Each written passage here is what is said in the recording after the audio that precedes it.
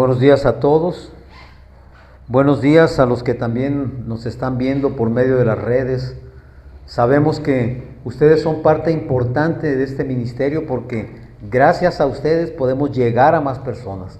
Desde este púlpito les envío una gran bendición. Les doy de todo corazón las gracias por el trabajo que hacen también para la obra del Señor. Porque como les dije, gracias a ustedes, más gente también puede conocer de la palabra de Dios.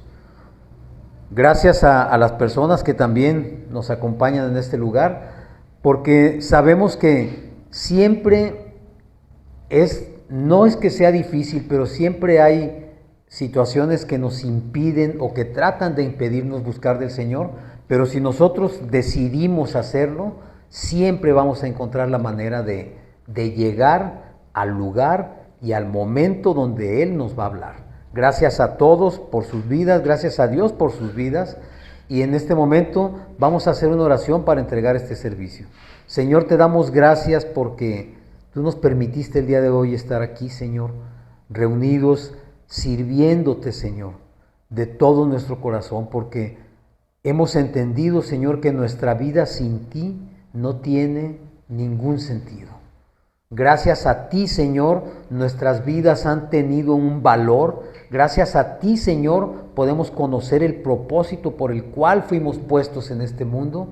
Y gracias a ti, Jesucristo, podemos tener acceso a esa salvación que de otra manera hubiera sido imposible para nosotros. Gracias, Señor.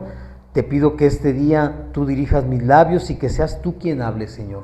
Que tú nos des esa palabra fresca, esa palabra que nos va a servir de sustento toda la semana, Señor. Gracias en el nombre de Cristo Jesús. Amén y amén. Bueno, pues el tema de hoy tiene un título que dice, Señor, ¿por qué yo? No sé si tú te has preguntado algunas veces, Señor, ¿por qué yo? ¿Por qué me pasa esto a mí? ¿Por qué las cosas me suceden a mí? ¿Por qué si yo trato de portarme bien, si trato de no hacerle mal a nadie, me suceden y me suceden cosas? ¿Por qué es posible que yo no pueda estar bien, no pueda estar totalmente bien cuando tu palabra dice que yo debería estar bien? Muchos de nosotros hemos conocido del Señor y sabemos las promesas que Dios tiene para con nosotros, y aún así en muchas ocasiones nos hemos preguntado esto: ¿por qué a mí? ¿Por qué yo? El tema que hoy vamos a tratar está específicamente en la carta a los Romanos, en el capítulo 9, mientras lo van buscando, por favor. Es un capítulo no muy largo, pero no lo vamos a leer todo. Pero sí, lo que hoy vamos a hablar va a estar basado en esta parte de la carta a los Romanos. Esta carta a los Romanos, sabemos que Pablo la escribió no para los romanos de Roma, sino para los judíos que vivían en Roma, para los nuevos creyentes que vivían en Roma. Y cuando Pablo se dirige en sus cartas a las diversas iglesias y congregaciones, se dirige a personas que ya conocían del Señor. Es por eso que es importante que nosotros entendamos que estas cartas están dirigidas también a nosotros, porque nosotros ya hemos escuchado, ya hemos conocido del Señor. No somos ajenos ni somos extraños a la palabra. Y aún así, muchas veces pareciera que no sabemos o no entendemos nada.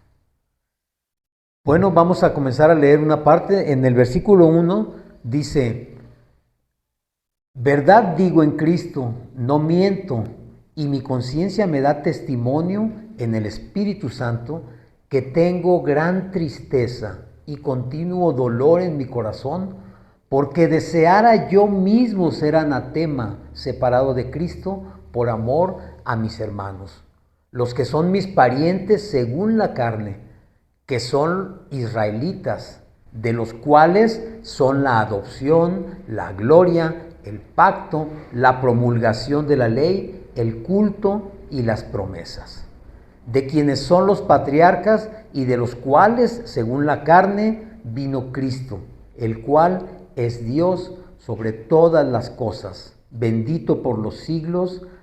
Amén. En esta primera parte, Pablo nos está hablando de lo que quizás muchas veces tú y yo hemos sentido. A veces es tanto nuestro dolor y nuestra pena de que nuestra familia directa, nuestra familia cercana, los amigos, los conocidos, por más que les hablamos, por más que les decimos y les queremos mostrar a Jesucristo, se rehúsan a hacerlo. Y aquí Pablo se duele porque él dice, yo he deseado ser anatema, es decir, anatema significa ser separado, ser maldecido, ser echado de un lugar o de una congregación. ¿Por qué? Porque dice, yo he deseado hacerlo para que mis hermanos pudieran venir y entrar, ¿verdad? ¿Por qué? Porque él habla en este caso de sus hermanos y de su pueblo, los judíos. Dice, porque de los judíos es todo, o sea, es la gloria, es el pacto, es la adopción, es la ley, es el culto. Para los judíos son las promesas, dice. Los judíos vienen de los patriarcas, y de los patriarcas también viene nuestro Señor Jesucristo. Es decir, a ellos como pueblo de Dios les tocaba en primer lugar ser los herederos de esa promesa. Sin embargo, todos conocemos la historia.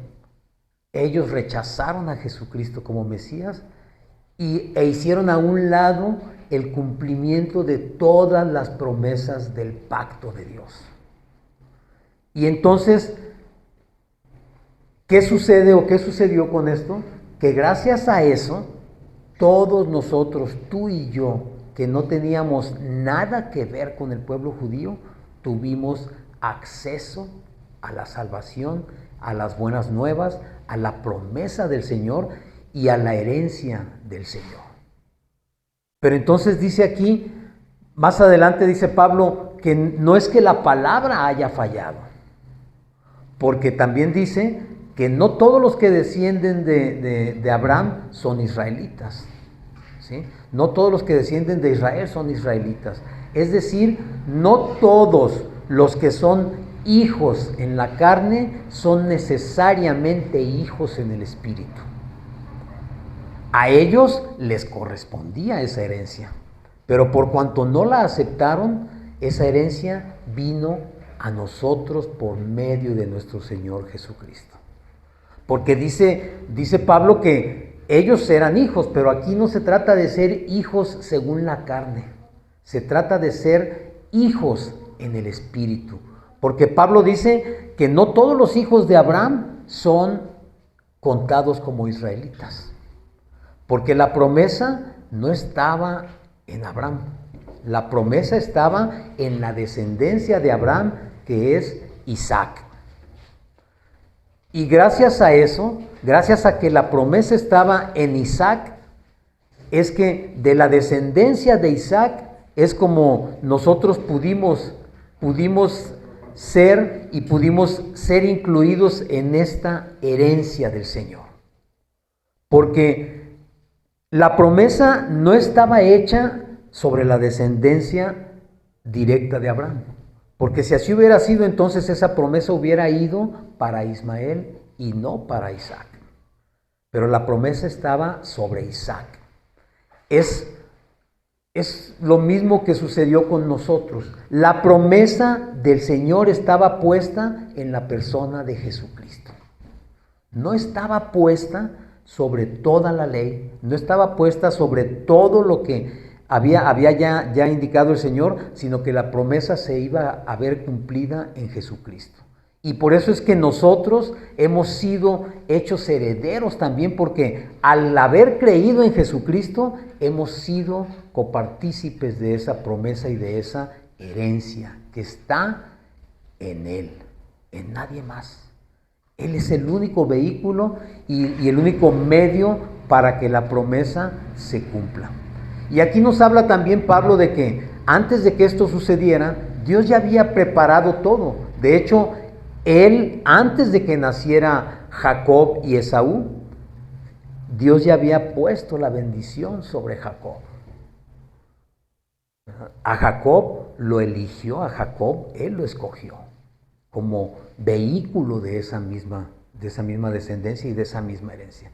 Entonces, cuando está meditando Pablo acerca de esto, nosotros podemos pensar, bueno, si yo soy parte de esa promesa, si yo soy parte de esa herencia, si yo he recibido al Señor, si yo estoy conforme a la palabra del Señor, ¿por qué me pasan las cosas que me pasan? Y hemos pensado, porque no es solamente de mi parte, yo estoy seguro que tú también has pensado muchas veces, si yo lo he hecho, ¿por qué me pasa lo que me pasa? ¿Por qué no puedo ver cumplida esa promesa de Dios en mi vida? Y lo hemos pensado muchas veces, ¿será acaso que Dios es injusto? Y Pablo se hace la misma pregunta y dice, ¿qué pues diremos? ¿Que hay injusticia en Dios? Pero enseguida aclara, en ninguna manera. De ninguna manera hay injusticia en Él. ¿Por qué? Porque aquí nos dice que Él a Moisés le dijo, yo tendré misericordia de quien tenga misericordia y me compadeceré de quien me compadezca. Es decir, el Señor ya tiene decidido sobre qué personas va a derramar su misericordia y su complacencia y compadecerse de ellos. Él ya ha decidido sobre quiénes hacerlo. Aún antes de que tú y yo naciéramos, Él ya había decidido que tú y yo íbamos a recibir esa promesa suya. Íbamos a conocerle e íbamos a ser hechos hijos de Dios, aún antes de que fuésemos concebidos. Porque dice también la palabra allí mismo en Romanos, que Él nos conoció antes de la fundación del mundo. Antes de que el mundo fuera creado, tú y yo ya habíamos sido escogidos por Dios para ser hechos hijos suyos. Pero también aquí dice que cuando Él designó a Moisés como libertador de su pueblo, al mismo tiempo levantó a Faraón en oposición a Moisés. Y esto tiene una razón y un sentido. Porque gracias a esa oposición, gracias a que Dios levantó a Faraón para que se opusiera a Moisés, para que fuera endurecido su corazón y no dejara ir a su pueblo, es por eso que el pueblo de Dios pudo conocer el poder, la misericordia, el amor y el plan de Dios. De otra manera no hubiera sido posible. Nosotros nos damos cuenta perfectamente porque así vivimos todos los días. Cuando las cosas nos salen bien, cuando todo es fácil, cuando todo es viento en popa, cuando no tenemos quien nos moleste, se nos olvida muchas veces buscar de Dios. ¿Cuándo lo buscamos? Cuando estamos en situaciones realmente difíciles. De otra manera, somos tan insensatos los seres humanos que se nos olvida que hay Dios. O decimos, ¡ay, qué bueno es Dios, que todo me lo pone sobre bandeja de plata!, ¿no?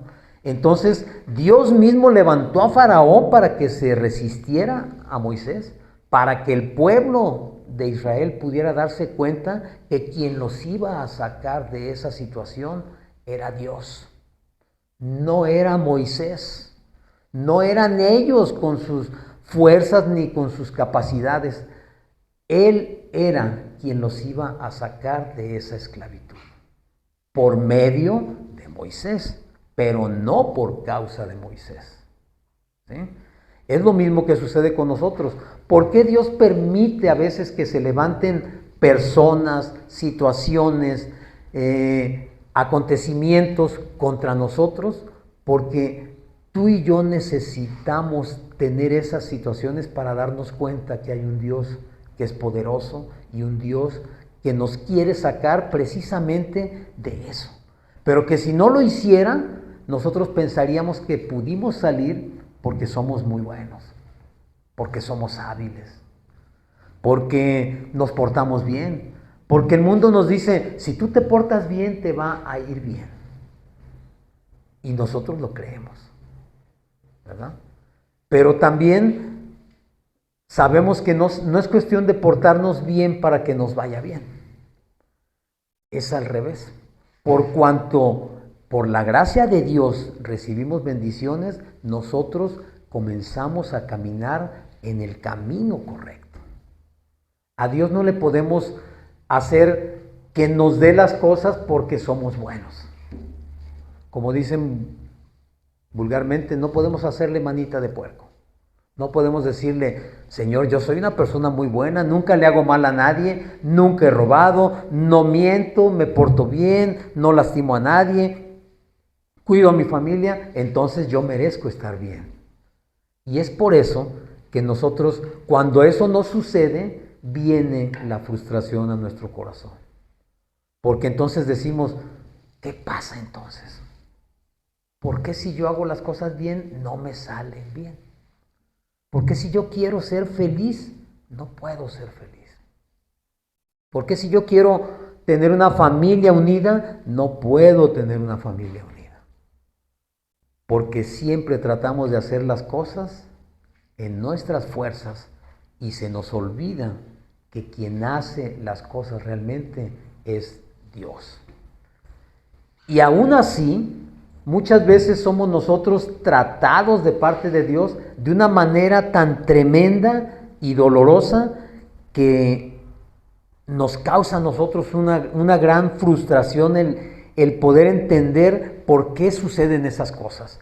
Aquí mismo en esta carta habla Pablo de que ¿cómo es posible que alguien piense que le puede reclamar a Dios? Dice en el versículo 19, dice, pero me dirás, ¿por qué pues sin culpa?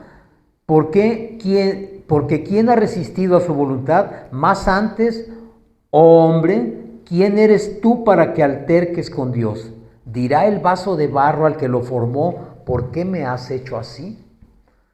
Cuando nosotros le reclamamos al Señor el por qué permite que sucedan estas cosas, el por qué si él me quiere a mí, si Él me ama a mí, si Él me va a rescatar a mí, ¿por qué me permite entonces pasar por todas estas cosas?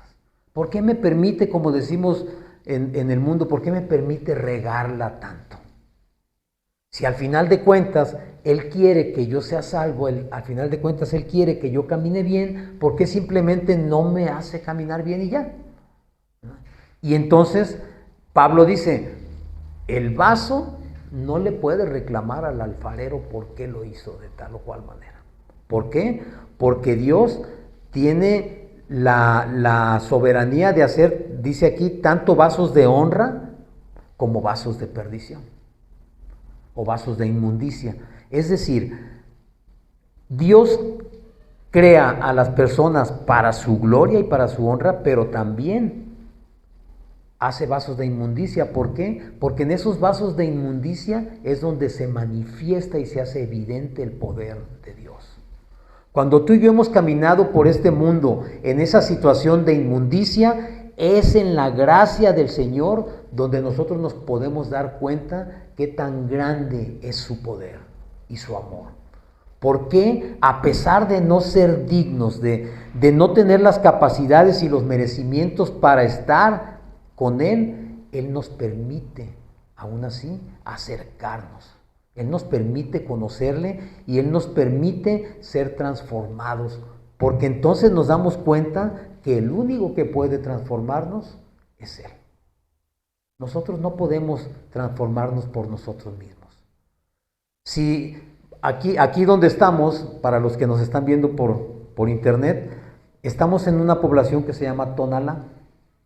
Y aquí en Tonalá es una villa alfarera, o sea, aquí se producen muchas artesanías, hablando de vasos de barro, se producen muchos utensilios de barro y hay muchos alfareros aquí. Entonces, para la gente que está en esta zona es fácil entender por qué un alfarero puede hacer y deshacer cuantas veces se le pegue la gana, un vaso, un plato o cualquier cosa que él hace. Si no le gusta cómo está quedando, vuelve a desbaratar aquello y lo inicia nuevamente. Bueno, pues así es nuestro Señor. Él es el alfarero, nosotros somos ese barro que va siendo transformado. Y si algo no le gusta a Él, lo vuelve a desbaratar y lo vuelve a hacer. Y si aún terminado, entre comillas, el vaso, ya metido al horno, y el vaso se deforma o no sale como Él quiere que salga, lo vuelve a hacer polvo y lo hace nuevamente. Y eso es lo que Dios hace con nosotros. ¿Para qué? Dice aquí la palabra, para hacer notorias las riquezas de su gloria. Es decir, para que se vea cómo Dios ha trabajado realmente con nuestras vidas. Para eso sucede.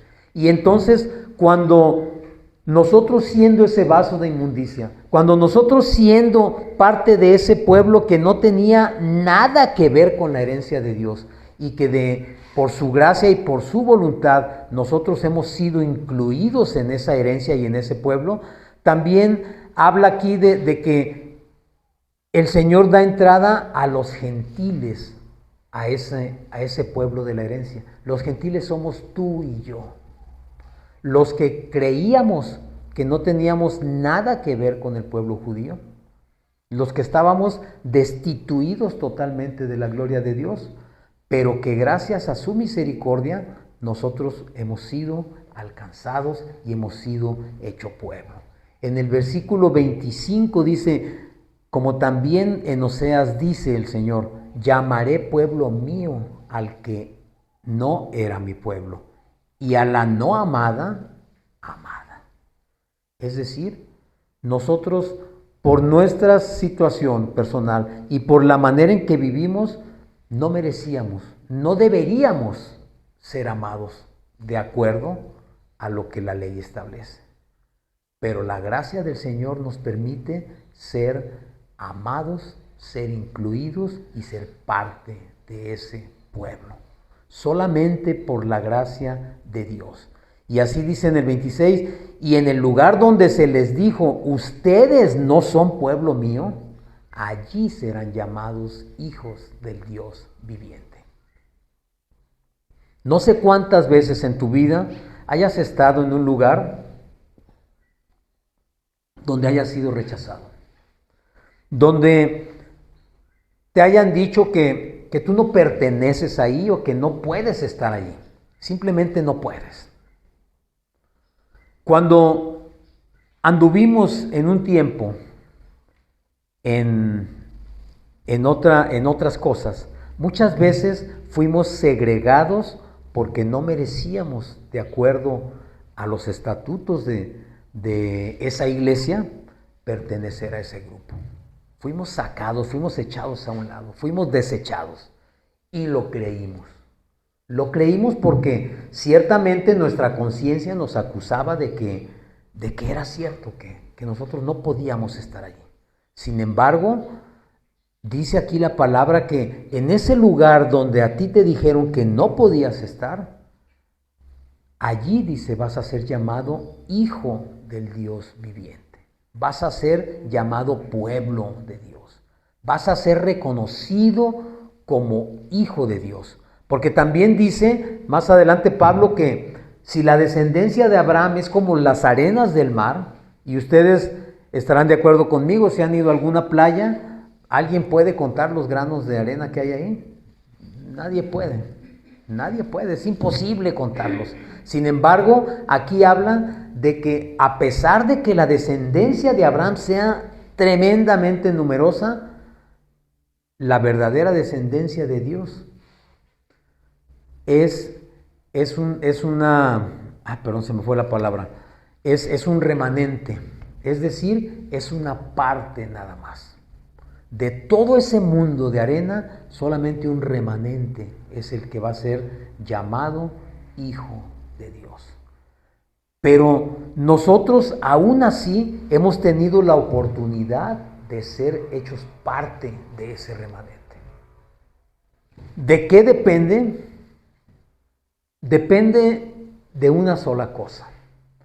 Aquí mismo más adelante en la carta a los Romanos, en el capítulo 10, versículo 10, versículos 9 y 10, dice que si confesares con tu boca que Jesús es el Señor y creyeres en tu corazón que Dios le levantó de los muertos, serás salvo.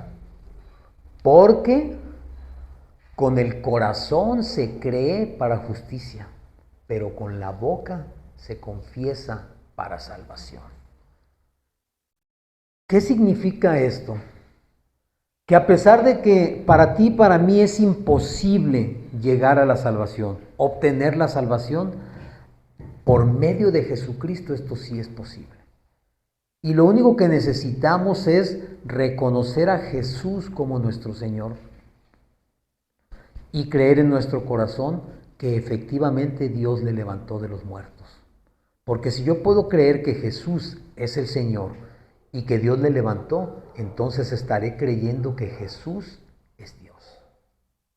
Y por cuanto Jesús es Dios, Él mismo me está levantando y me está haciendo parte de su pueblo y me está regalando una salvación que yo no podía obtener por ningún medio.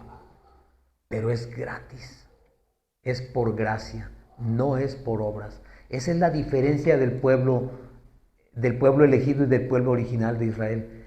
Ellos creen y piensan que van a alcanzar la salvación por el cumplimiento de la ley. Pero Jesús nos dice, la salvación se alcanza por fe, por creer en Jesucristo, no por el cumplimiento de la ley. El cumplimiento de la ley se da cuando tú crees en el Señor, porque dice que el amor es el cumplimiento de toda la ley. Y cuando tú crees en el Señor y caminas y vives en ese amor, aunque no lo quieras o aunque no lo pretendas, estarás cumpliendo la ley. No cumpliéndola para ser salvo, sino por cuanto eres salvo, la cumples. ¿Te das cuenta que nada más es la inversión de la ecuación, por decirlo de esa manera? Si cumples la ley puedes ser salvo, pero como nadie la cumple, nadie se salva. Pero cuando eres salvo, el cumplimiento de la ley viene no por nosotros, sino por cuanto Jesucristo ya la cumplió, y esa herencia que le correspondía a Él, Él nos la ha dado a nosotros por gracia, por fe, no por obras. ¿Y qué es lo que va a producir esto? Tiene que producir un nuevo nacimiento. Tiene que hacerte nacer de nuevo, tiene que transformar tu vida. Hay un capítulo en el Evangelio de Juan. ¿Lo podemos ver, por favor? Juan 3:3. Y en ese Evangelio se nos habla de que Jesucristo tiene un encuentro con un hombre llamado Nicodemo. Y que Nicodemo le pregunta, ¿cómo puede él conocer o ver la gloria de Dios? Y Jesús le dice, es necesario nacer de nuevo. Nicodemo, siendo un maestro de la ley, siendo un erudito, siendo una persona muy conocedora de la ley, le dice, pero ¿eso cómo? ¿Cómo voy a nacer de nuevo? ¿Cómo voy a volver al vientre de mi madre? Y Jesús le dice, no, espérate, es que no se trata de nacer nuevamente del vientre de tu madre. Se trata de nacer en el Espíritu. Y le dice, es necesario nacer en el agua y en el Espíritu. Es decir, es necesario ser lavado de todos tus pecados y nacer en el Espíritu Santo de Dios. Ser una nueva persona en el Espíritu de Dios. A ese nacimiento es al que se refiere Jesucristo. Es algo tan fácil, entre comillas, pero a la vez tan difícil que depende de una sola cosa. Depende únicamente de que mi corazón decida en verdad entregarse al Señor y permitirle a Él que haga todo ese trabajo que tiene que hacer. Allí mismo en el Evangelio de Juan, perdón, lo vamos a ver en Lucas, no en Juan, perdón. En Lucas 18:18 nos habla también acerca de un hombre que era muy rico. Y ese hombre rico también le pregunta a Jesús, ¿qué necesito hacer para entrar al reino de los cielos? Y Jesús le dice, tienes que cumplir la ley, los mandamientos, tienes que hacer las cosas. Y le dijo, todo eso hago. Dice, bueno, si todo eso haces, te falta una sola cosa. Vende todo lo que tienes y dáselo a los pobres. Dice la palabra que cuando Jesús le dijo esto, este hombre o este joven puso cara de tristeza porque allí mismo lo aclara, era muy rico. Entonces, ¿te imaginas? Y quiero que te lo imagines, que tú le estás preguntando en este momento al Señor, Señor, ¿qué necesito yo para poder ver tu gloria? ¿Qué necesito yo para poder entrar al reino de los cielos? Y Jesús te contesta exactamente lo mismo que a este varón. Vende todo lo que tienes y dáselo a los pobres. Si tú tienes mucho dinero, quizás pienses en el dinero y digas, ¿cómo me voy a quedar con nada? ¿Cómo si esta casa me costó el trabajo de mi vida? Si este auto me costó mis ahorros, si mi trabajo me cuesta todos los días, si yo tengo que estar administrando mi dinero, ¿cómo voy a dar todo y dárselo a los pobres? Nada más así. Eso muestra que tu corazón estará puesto en las riquezas, sean pocas o sean muchas. Pero ¿qué pasa cuando es al contrario? Que tú dices, bueno, Señor, pero ¿qué vendo si no tengo nada? No tengo casa, no tengo un auto, no tengo dinero. ¿Qué quieres que venda? ¿Qué vendo? Jesús no se está refiriendo precisamente a las cosas materiales. Cuando Él habla de vender, es importante esta palabra porque vender significa enajenar. ¿Qué quiere decir esto? Cuando yo vendo algo, deja de ser mío. Si tú tienes un auto y lo vendes, en cuanto recibes el dinero, ese auto ya no es tuyo, ¿estás de acuerdo?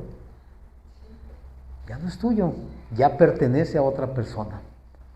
Aunque quieras y aunque hayas invertido mucho esfuerzo de trabajo en tu vida, en el momento en que tú lo vendes, deja de ser tuyo.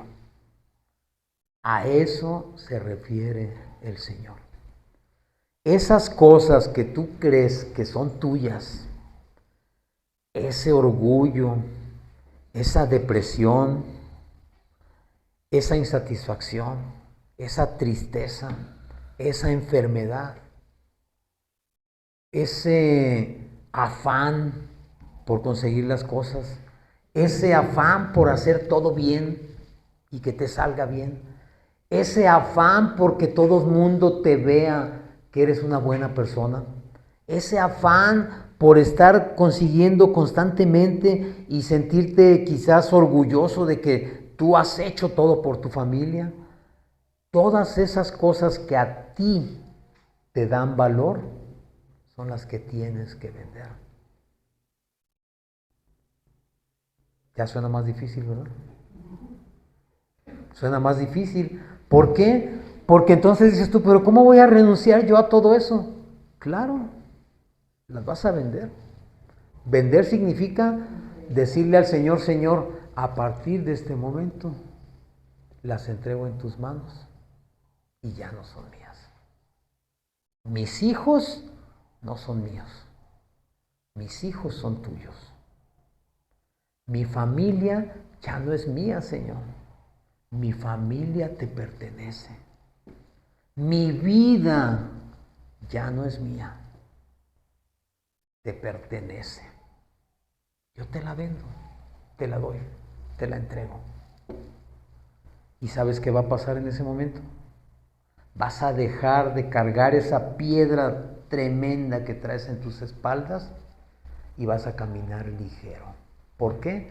Porque vas a saber que aunque estás en tu familia, aunque está contigo, aunque tú te desvivas y todo el tiempo pienses cómo voy a hacerle con mis hijas o mis hijos, tú vas a saber que por cuanto ya no son tus hijos, sino son hijos del Señor, Él se va a encargar de suplirles todo. ¿Eh? En cuanto tú le digas, este trabajo no es mío, Señor, es tuyo. Tú me lo estás prestando para que yo tenga los recursos para satisfacer mis necesidades. El trabajo ya no es tuyo, es de Él. Y por cuanto es de Él, Él se va a encargar de llevarlo, de administrarlo, de hacer que sea bueno para ti y que sea productivo para ti. Porque entonces vas a dejar de querer hacer tú las cosas por tus fuerzas y le vas a decir, hazlo tú, Señor, porque yo me declaro incompetente. Yo no puedo. Y créeme lo que cuando hagas eso, vas a nacer de nuevo en el Señor y vas a aprender a descansar en Él como todo el tiempo debimos haberlo hecho. Pero el mundo nos enseñó a que tanto tienes, tanto vales. Hay que, bueno, no se usa esa palabra, pero hay que esforzarse para tener, ¿sí? Pero en la gente lo dice de otra manera, ¿no? O sea, tienes que trabajarle para tener las cosas. No puedo decir aquí lo que la gente dice, ¿verdad? Pero sí me entendieron lo que dije. La gente dice, gracias a mi esfuerzo me pude comprar el auto. ¿Sabes qué? Nosotros, gracias a Dios, y te lo digo, gracias a Dios, hace pocos días pudimos comprar un auto. No fue producto de mi esfuerzo, no fue producto de mi trabajo. Fue por la gracia de Dios que pudimos tenerlo. Y cuando tú piensas de esa manera, te vas a dar cuenta cómo descansa tu corazón y cómo quitas de tu espalda todo esa carga, todo ese miedo, toda esa insatisfacción que has venido arrastrando por años. Cuando tú le digas al Señor, Señor, te entrego mi familia, como padres no podemos dejar de preocuparnos por nuestros hijos, pero podemos estar confiados en que todo lo que yo no puedo hacer por ellos, yo no puedo cuidarlos 24 horas. Yo no puedo estar al pendiente de ellos 24 horas. Yo no puedo estar detrás de ellos para que no se tropiecen, que no se caigan, que no se lastimen, ¿sí? En cuanto tienen hambre, correr a darles de comer porque no vaya a ser que duren un minuto con hambre. Cuando yo aprendo a que son hijos de Él, ¿sabes qué? Yo me dejo de mortificar, porque yo puedo confiar en alguien que es mayor, que es más poderoso, que puede verlo todo y puede resolverlo todo. Hay cosas que yo no puedo resolver, pero Él sí. Entonces, cuando yo aprendo a dejar en sus manos esto, mi alma descansa. Mi alma descansa. Mi corazón está en paz. Yo puedo estar tranquilo porque yo sé que quien se va a encargar de hacer las cosas es Él.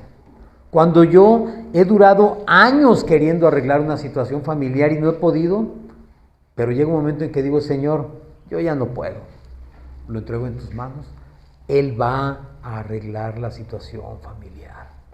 Pero sucede que muchas veces, viene la gente a este lugar o a cualquier iglesia, viene con cargas, viene con un problema.